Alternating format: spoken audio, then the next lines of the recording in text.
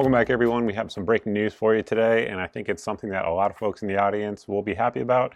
And I think by the end of this video, folks who aren't happy about it will probably learn something about the NRA and Wayne Lapierre and how they've been operating over the last few decades. So the breaking news today is the fact that Wayne Lapierre has announced that he has stepped down or will step down effective January 31st, and that the board of directors at the NRA has accepted his resignation. Now, what we're going to do today is kind of do a two-part video where I'm going to go through what is currently happening, the different lawsuits that are currently going on, and the different charges that are potentially pending with Wayne. And then after that, I'm going to go through sort of a quick history of the NRA, some of their pro-gun stuff that they've done over the years, but also highlighting their anti-gun stuff, which they've done over the years, which is one of the reasons that a lot of folks really want Wayne to get out of there. But before we do that, we do need to thank the sponsor of today's video, so let's do that. These days, as an FFL, it's becoming increasingly difficult to stay in compliance with ever-changing laws, directives, etc. coming out of the ATF Congress, as well as all 50 states. Additionally, FFL revocation is at an all-time high, and people are getting their FFLs taken for minor infractions. Automatic FFL is an add-on to a business's website that handles all the compliance involved with selling firearms online. It automatically verifies the receiving FFL's license number as well as the address, so that way a customer can't put the address in incorrectly and the package ship out to a non-FFL address. And Automatic FFL offers easy integration with most websites' hosting services. Automatic FFL doesn't collect customer information, so there's no need to worry about a security breach. Additionally, they are constantly updating their system to make sure that the FFLs that they have on file are current and not expired. So with all of that, check out Automatic FFL for all of your FFL needs. Now let's get on with the video. Back to Wayne. Now, he started working at the NRA in 1977, so essentially his entire adult life, and probably before a lot of you were born, he has been working in one capacity or another at the NRA. He rose up through the ranks and took over the role that he currently has as Executive Vice President in 1991. So for folks who don't know how the NRA works, they have a president, they have a board of directors, and the executive vice president. Within that hierarchy, the way the rules are written over there for that organization, the executive vice president runs daily operations. The president is a largely, not entirely, but a largely symbolic position. They have some authority, but very, very little. And then the board of directors has some authority, but very, very little. They used to actually have a lot more.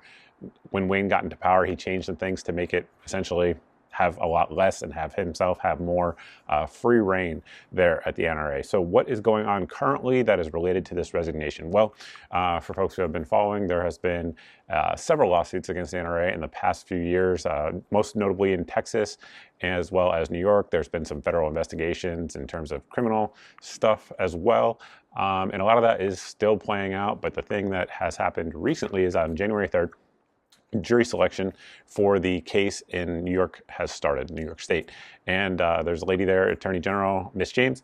She has accused the NRA of a lot of different things, but one of them being embezzlement. And when I say the NRA, I mean its leaders, its leadership, including Wayne Lapierre, of embezzlement, misappropriating funds, and lots of other subset categories, I suppose you could say, of those two big umbrella topics. So she had claims that at least $64 million and possibly more has been either embezzled or misallocated by the NRA's leadership.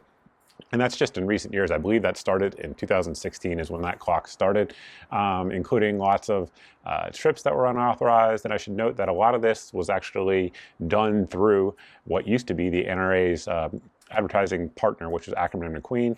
And for folks that don't know, that was run by Wayne Lapierre's college roommates. So essentially, they would go on all these different trips and write a bunch of stuff off as marketing expenses, and then Ackerman McQueen, which was a separate entity and not part of the NRA, it was just kind of a partner, would bill the NRA for the expenses. That's essentially how it worked, and I have videos detailing all of this. You guys can go check it out. But it is my assertion that much of what Miss James is alleging in New York actually did happen, and whether or not there's any kind of criminal activity involved in that, I have no idea, and that will play out in the courts. However, the actual trial against the NRA and Wayne Lapierre, I should note that Wayne is a named person in this trial that is going to be going on. So I say that to say that by resigning, I do not think he's going to get out of being named in that trial and having to go through some of what is probably going to go on in the next couple of months in New York. But trials supposed to start in a couple days. A lot of people online are speculating that maybe there's some sort of behind-the-scenes plea deal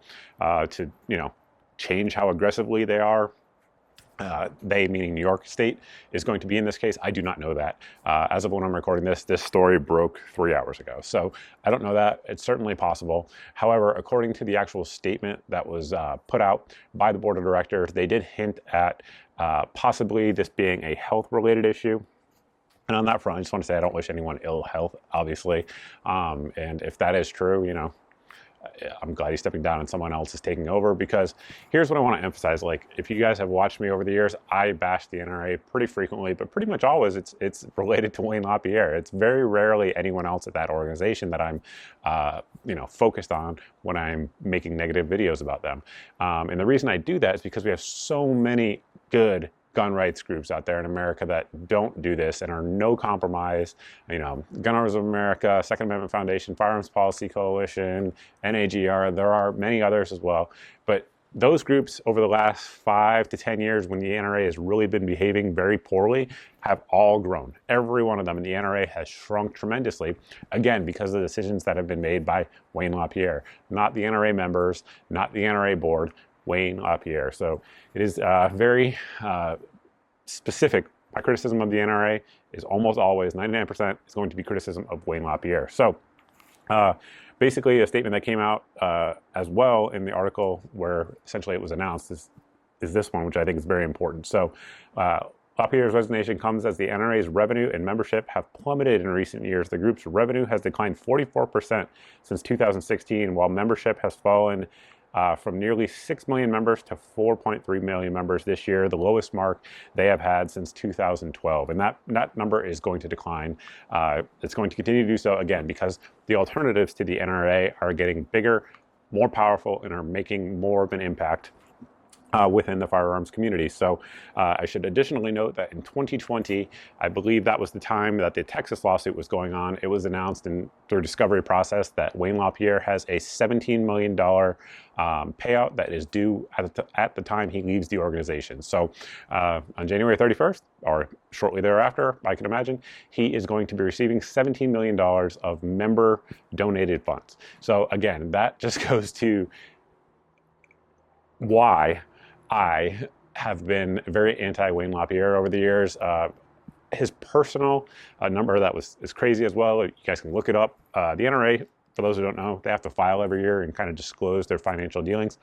And since 2019, his personal, not the NRA's, his personal legal defense fund, the lowest it has spent has been $20 million for his personal legal defense fund. Again, because he is named in a lot of these cases, not just the organization. So him continuing to exist at the organization has cost tens of millions of dollars to the NRA. And again, all of that is funded by members and membership dues. So it really has been a very toxic state that we've had with Wayne Lapierre in charge over the last particularly 4 years, but really since the 1990s, in my opinion. So with that, go on to say that is what's going on with Wayne Lapierre. How it will affect things going forward, I don't know. They have named a successor, and basically, before I get into sort of the history of the NRA and their pro and anti-gun dealings, for the new folks out there who don't understand why I would be critical of the NRA, is that I want the NRA to be successful. I say this in all my videos whenever I'm criticizing Wayne.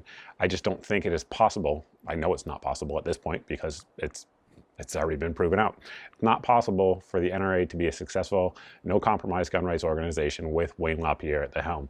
It just isn't. So now that he is not at the helm, it is entirely possible that it could happen going forward, and I truly hope it does.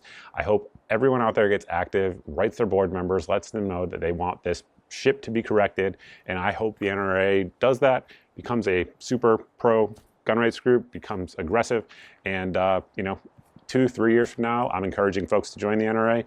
We will see. I will be monitoring it. That is for sure. So kind of the earliest time that the NRA supported gun control was going to be the National Firearms Act of 1934. So at the time, the NRA wasn't much of a political force. However, they did work with Congress to draft the 1934 National Firearms Act, which prohibited short barrel rifles, short barrel shotguns, machine guns. It didn't prohibit them. It made them harder to get. It made you had to pay a $200 tax stamp, go through an extensive background check, and of course in modern times that has been an extensive delay as well. Back then it really wasn't, because $200 was prohibited for people, and essentially it made it so that only rich people would be able to own the types of firearms that were banned under the National Firearms Act, again including short barrel rifles, short barrel shotguns, and machine guns, and many other silencers as well, which in no way should ever be regulated, because silencers are a safety device. They are not in any way an offensive device that could harm people. It's simply insane. But the NRA did support that legislation going forward. Additionally, moving on to, I think I said GCA earlier, and I was just predicting the future, I guess you could say. So the NRA also supported the Gun Control Act, the first one, which was in 1938, which was not that consequential in all fairness. And they also supported the Gun Control Act that we all know of today in 1968, and they did that as a compromise solution. And essentially, in order to gain the support of the NRA, the anti-gunners who were pushing for the 1968 Gun Control Act, they went behind closed doors in a smoke-filled room, and the NRA agreed that as long as there wasn't a registration included in the 1968 Gun Control Act, they would go along with it. So they did, I guess, fight back a little bit, but that's not the kind of fighting back that we want from the largest gun rights group in America. And I think the NRA saw the writing on the wall, because again, that was 1968, and they got a lot of, heat for that at the time, and they established the NRA ILA 3 years later, which has been sort of like their legal arm of the NRA, and that has done some good over the years, which we will talk about here in just a second. So the NRA also in 1993, basically when Bill Clinton was in office, he immediately started pushing for anti-gun laws, and in 1993 they blocked in Congress a bill that was going forward that was going to enact a 5-day waiting period for all handgun purchases with no sunset in it. So kudos to the NRA for that. That was kind of like their first big win once the NRA ILA was established. And then in 1994, they had a sort of win. So in 1994, the assault weapons ban was passed. That's not my term, that's what it was actually called. And it was passed again under the Clinton administration, and it affected the entire country and banned certain things like threaded muzzle devices and all types of other things. If you guys were around then, I certainly was. You remember how insane it was, and unfortunately, we're still paying for it this day, because there's a number, of firearms that were only imported during that period, and they had to be imported in assault weapons ban configurations, and we're still, again, having to deal with that today because they haven't been imported since. So we're dealing with these neutered guns because of the stupid bill. But the NRA, again, we're going to give them kind of a win on this one, because what they did is that bill was going to be forever. It was going to be the assault weapons ban, and that was going to be the law of the land forever. The NRA was able to get a sunset period put in where the bill's policies and restrictions would expire in 2004, and as many of you guys know, in 2004 that did expire. Now, many states chose to keep it on, but that was not something that the NRA could have dealt with at the time of the actual law being passed. And their last big win in modern times was the passing and signing of the Protection of Lawful Commerce in Arms Act, which essentially in 2005 that said that anyone who was manufacturing lawful goods could not be sued out of existence for the improper use of those goods. Now, of course, we take that for granted, and that has always been the case in the United States. However, in the Clinton years and things like that, there was a lot of attempts to sue firearms manufacturers out of existence, and this was just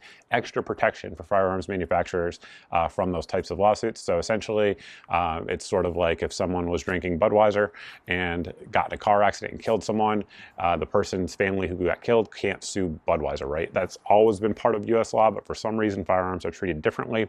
So this law gave more strength to the firearms industry than they previously had under just sort of like the general clause, if you will, within the United States law. Now, in recent years, they've had a number of failures, and their biggest failures, in my opinion, have been the fact that they have not said anything about several anti-gun, things that have happened. So the one that they did say something on was also very telling. So the one that they did say something on was in 2017, 2018, the bump stock ban argument. What's crazy about it now, and this is not that long ago, so for those of you guys who are new, you can go look it up if you don't believe me, is that initially when the proposal for the bump stock ban was put out, the NRA said that it was within the ATF's scope to regulate goods like bump stocks. At the time, the ATF themselves put out a statement saying it wasn't, and that the law actually needed to be changed. Well, you know, there's a whole video to be done on that, but essentially President Trump said, directed his Department of Justice to ban them, and long story short is that they did ban them, and the ATF, and the NRA said that it was within their scope to do so. So that was a huge fail, obviously, because regulating parts without any type of new law being passed is explicitly unconstitutional, and the ATF has done that multiple times since. So they saw that they were able to get away with it, and they've tried to do it many times. Of course, the most recent ones have included bump stock bans, which we just talked about, the brace bans, pistol braces that were legal. And I say that meaning the ATF said they were legal. That's why I was doing air quotes. Of course, we all know that they should be legal, and there's absolutely no reason why you can't have a brace. And then they tried to reverse that, saying that the 10 to 40 million braced pistols that were in existence in America were all now short barrel rifles overnight magically, and that they had the ability to regulate them. Of course, that has been overturned, and now braces are back on the market, and everyone is enjoying their freedoms that they should have always had anyway. Additionally, the frames and receivers rule. Essentially, the ATF has said that they get to define what a frame and a receiver is, even though that was actually defined by the federal government by an actual law that was signed by the president, as laws are supposed to be passed. So they have attempted to use the bump stock, blueprint to ban a lot of other things. Now, currently, we have, at the federal level, a good judicial a decent, I guess is a better way to say it. Obviously, we'd want it to be better, but it's better than it was, 10, 15 years ago. Federal judicial system in place that has been striking lots of these things down, and none of them has the NRA been leading the charge on it. I mean, literally none. For example, in the brace ban, the NRA was the last of all of the big gun rights organizations to file a lawsuit against them. Literally the last. And they filed it after one of the other organizations had already had a successful ruling in a lawsuit. So the lawsuit fully played out. The organization won, saying that, of course, braces are not able to be regulated by the ATF, because of course they're not. And that had already played out throughout the entire process before the NRA had filed their first lawsuit. The same is true with frames and receivers rule. And that all happened under Wayne Lapierre's leadership, where he was too worried about spending $20 million on his own personal legal defense instead of on lawsuits to defend the rights of the members of the NRA. So with that, guys, I think we're going to end the video. I've ranted on enough, but what definitely will be coming out in the next few days is going to be more details. So again, we don't know why, the details on why, without question, because of the trial is going to go on, and because Wayne is named in the lawsuit as well as other lawsuits, more will come out about this. And again, Wayne's still going to be, under the pressure, I guess you could say, of these lawsuits, because it's not just like he gets to step away from them because he stepped down from the organization. So there's that, guys. I think that's all we got for you. That's my rant. And if you guys like it, go ahead and hit the subscribe button. If you've done that and you've not seen 2 to 4 videos a week, which I do every week here on the channel, so hit the subscribe button. If you've done both of those and you're not seeing them in your feed because you're being censored by an algorithm, you can sign up for my email at the website here on your screen. This email goes out once a month, has all of the new videos since the previous month's email went out, so that way there's no big tech giant censoring your eyes from my content, excuse me. And then if there are deals on anything, guns, ammo, optics, braces, frames and receivers, whatever the case may be, those will go out in my daily deals email, and you can sign up for that at this website here. This goes out every single day. It has 8 of the best deals, at least right now, that we find around the internet. And if it is in that email on that particular day, it is the cheapest that item is anywhere, because I've done the price comparisons for you, saving you some time and hopefully saving you some money as well. Also a good meme in that email, which everybody likes. Memes are fire. I know a lot of you guys sign up just for the meme, and that's cool too. You're more than welcome to do so. And with that, let me know what you think down below. I'll be interested in reading your comments, and I look forward to seeing all of you in the next video.